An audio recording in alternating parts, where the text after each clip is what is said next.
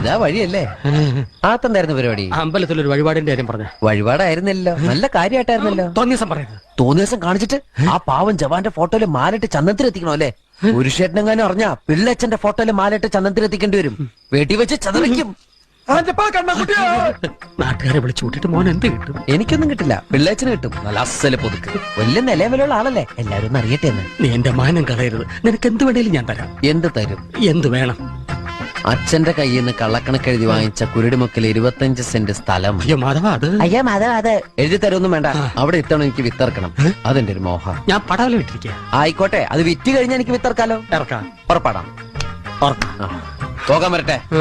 ഇതൊക്കെ മറക്കാതിരിക്കാൻ ഞാനൊന്നും കൂടെ തന്നാലോ? വേണ്ട, ആരും കാണൂല. വേണ്ടെന്നേ. എന്നാ ചാടിക്കോ മോനെ.